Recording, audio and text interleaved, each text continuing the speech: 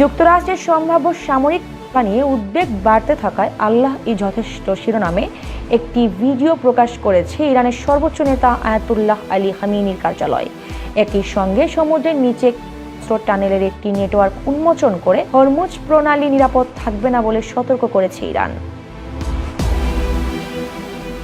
Iran international এর প্রতিবেদন অনুযায়ী প্রকাশিত ৮ মিনিটের ভিডিওতে বিভিন্ন সময়ে দেয়া তার ভাষণের অংশ সংকলন করা হয়েছে। সেখানে তিনি জনগণকে আতঙ্কিত না হওয়ার আহ্বান জানিয়েছেন।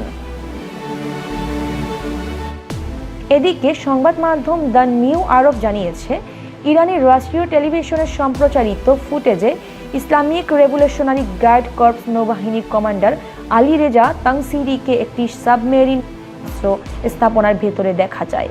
সেখানে উৎক্ষেপণের জন্য প্রস্তুত সারিবদ্ধ রকেট প্রদর্শন করা হয়।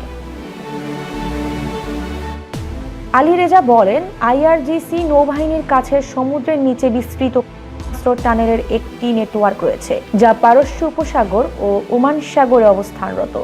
মার্কিন জাহাজ মোকাবিলার জন্য তৈরি করা হয়েছে। তিনি জানান, এসব টানেলে ১,০০০ কিলোমিটারের বেশি পাল্লার শত শত ক্রুজ অস্ত্র রয়েছে। ইরানের তৈরি কাদের ৩৮০ এর পাল্লা ১,০০০ কিলোমিটারের বেশি এবং এতে স্মার্ট গাইডেন্স ব্যবস্থা রয়েছে, যা আঘাতের মুহূর্ত পর্যন্ত লক্ষ্যবস্তুকে অনুসরণ করতে সক্ষম বলে জানান তিনি।